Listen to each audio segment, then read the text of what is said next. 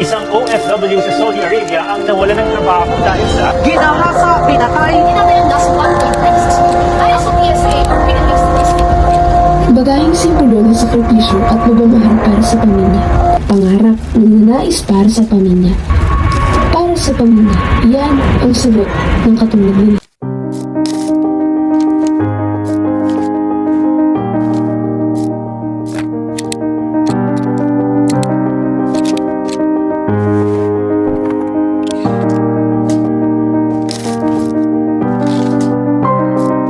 Sa Pilipinas, marami pa rin sa ating mga kababayan ang lumilipad patungo sa ibang bansa upang maghanap buhay at kumita ng salapi o pera.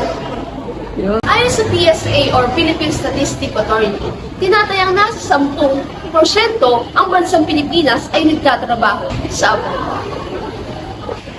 Nasabi rin sa buwan ng Abril hanggang Setyembre 2020, tinatayang nasa 1.96 million ang mga kabayan nating Pilipino ang nagpupunta sa ibang bansa upang maging OFW. At tumaas rin ito ng 7.6% sa magkaparehong buwan sa taong 2021.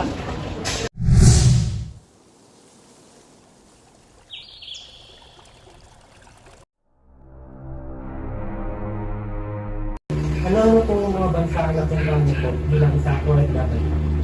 Nung una, 19 years old ako, nagpunta ako ng France. And then, pagkatapos na umuwi ako, nag-Malaysia ako, nag-Dubai, nag-Macau.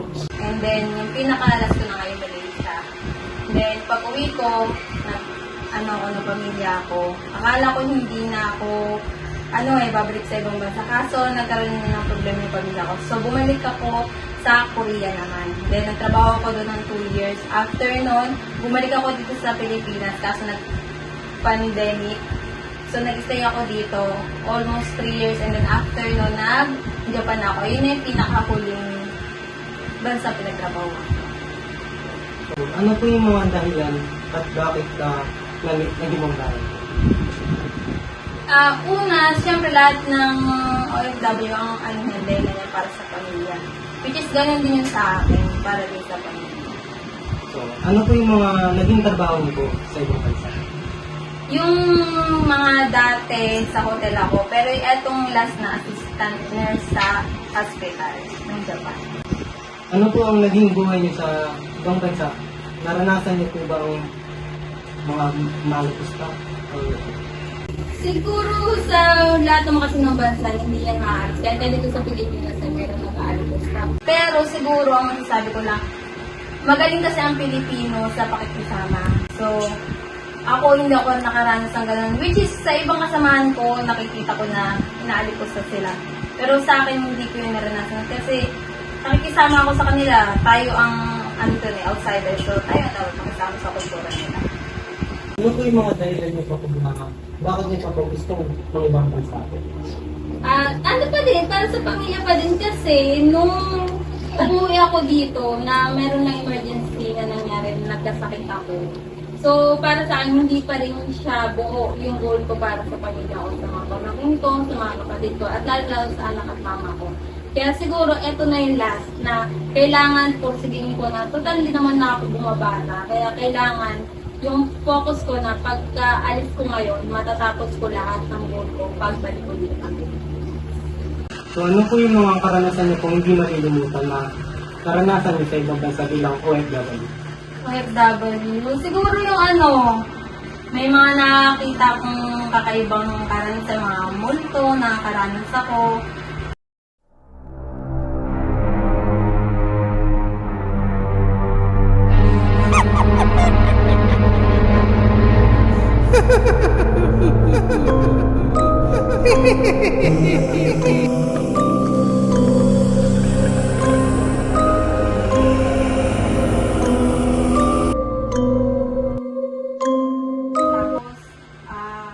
Pag kami namamatay, kami nililinis.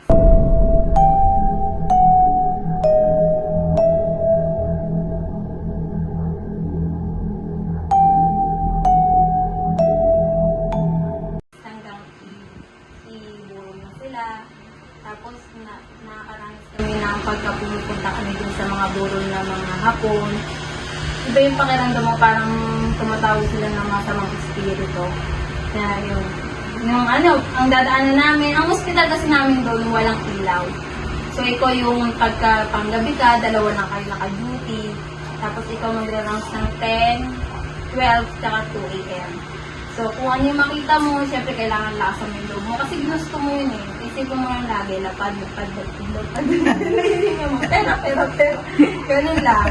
Kaya kailangan malakas kayo. Kaya yun sa mga hindi, buuan loob para sa mag-ibang wag na lang. Kasi, meron kasing, pagka kasi, anxiety, stress ang tumira sa isang tao, parang baka mabaliw. Wag na lang.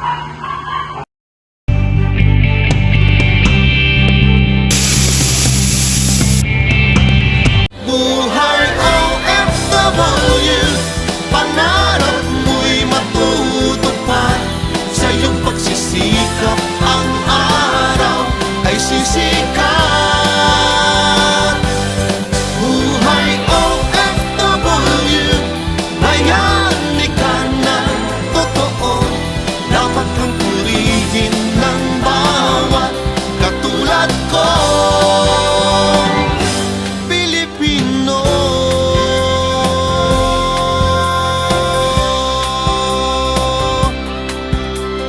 Buhay OFW. Ngayon ka bang magtrabaho sa ibang bansa o manatili na lamang din sa Pilipinas? Opo. Hindi. Sa ngayon naman, Hindi po.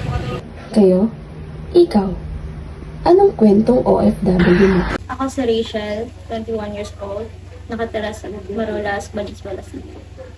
Ano po sa palagay mo, bakit gusto mo mag-ibang bansa? Para sa mas maraming opportunity para makatulong din sa kulang. Ano po ang kasalukuyan niyo pong trabaho ngayon? Nagtatrabaho ako sa isang cafe dito lang sa malapit sa akin.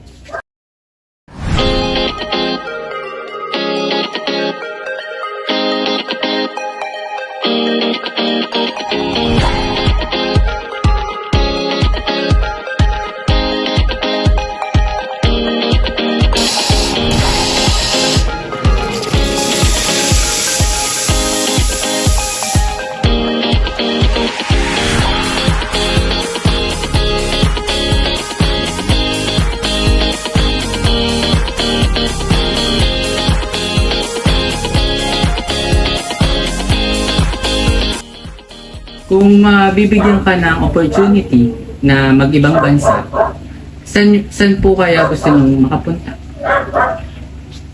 Ang gusto kong puntahan bansa ay Canada or Japan. Maraming nababalita at natatakot ngayon na mag-ibang bansa dahil sila ay nakakaranas ng hindi maganda. Ano po kaya ang masasabi niyo po roon? Depende yan sa tao kung mag-iingat ka talaga or hindi. Bakit ayaw niyo pong mag-stay dito? Mas gusto niyo pa sa ibang bansa? Nakikita ko sa Pilipinas, parang hindi tayo aangat. Kung nandito lang ako or tayo. Kasi mas naniniwala ko na mas may magandang opportunity sa ibang bansa. Ano po kaya ipapayo niyo po sa gusto mag-ibang bansa na katulad niyo? Huwag kayong matakot. Lalo na kung sa ikabubuti ng pamilya nyo, ikabubuti mo, gawin mo anong dapat para sa sarili mo. Kung may pagkakataon po na may trabaho na maialok sa inyo sa ibang bansa, buo na po ba ang loob nyo na tanggapin agad? Oo naman. Kasi opportunity nga sa akin. Kung anong trabaho man na ibigay sa akin, tatanggapin ko. Kung ano man yan. Pero kung anong trabaho gusto ko, siguro kung pagbabarista, ang gusto kong trabaho, kukunin doon. Bukod po kaya sa pagbabarista, ano po kaya ang gusto nyong trabaho? Bukod sa pagbabarista, siguro maging cook din talaga din. Kung ano yung mga natutunan ko dito, gusto ko din gawin doon. Bali po, kung kahit ano pong trabaho na may alok sa inyo sa bansa, kukunin nyo na po agad. Kung nasa ibang bansa na po kayo, kita niyo po ba sa sarili niyo kung anong pwedeng mangyari sa inyo? Marami pa din mangyari sa ibang bansa. Lalo na wala yung pamilya. Pero kakayanin naman siguro. Kasi, decision ko yun. Choice ko yun eh. Kaya, okay lang. May kita ko na yung sarili ko. Handa na po ba kayo na iwan yung pamilya niyo pag nag-ibang bansa na po kayo at nagkatrabaho?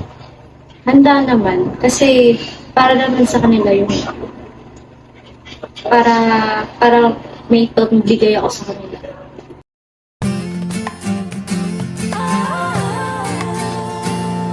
Malayo man, malapit din, nagbibigay sigla sa damdamin.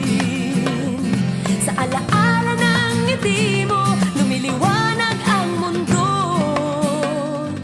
Malayo man, malapit din sa'yo. Ako si Patricia David, 24, nakatira sa Marulas, Valenzuela City. Ano po yung pinagkakaabalan or hanap buhay po ninyo? Nagbi-business kami ngayon ng bake shop. Sa GNP, tas may branch din kami sa Kalumay. Nagbabalak po ba kayo mag-ibang bansa po? Hindi, kasi meron akong business nga dito. Malaki po ba ang pagtatrabaho niyo dito sa Pilipinas? Sa tingin niyo po, bakit po kaya? Kasi yung kinikita naman namin ngayon sa vape shop, sapat naman na yun para mabuhay kami dito sa Pilipinas. Ano po kaya yung makikita niyong dahilan bakit maraming kababayan natin ang namamasukan sa ibang bansa? Siguro kasi wala silang mahanap na maayos sa trabaho dito o kaya hindi sapat yung kinikita nila kasi maliit yung sahod. Ano po kaya yung maipapayo niyo po doon po sa mga kababayan natin na mas pinili po na magtrabaho sa ibang bansa kaysa po dito sa Pilipinas? Mag-business na lang din sila. Kasi hindi mo naman makikita yung kita agad pagka nag-uumpisa ka pa lang sa negosyo. Tiyaga lang talaga.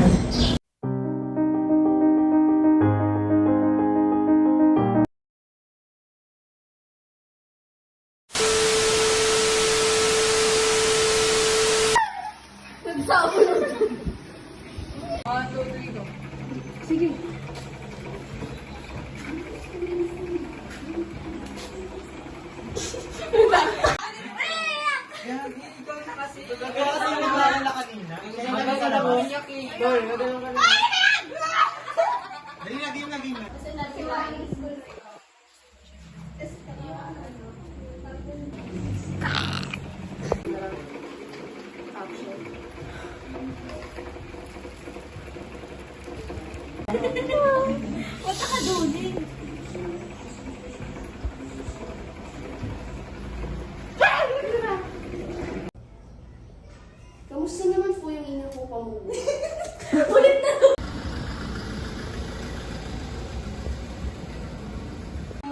Isip ko mga lagi, lapad. Pero.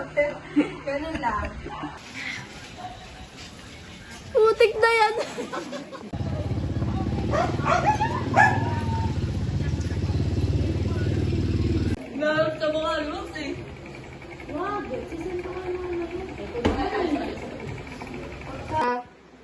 Action.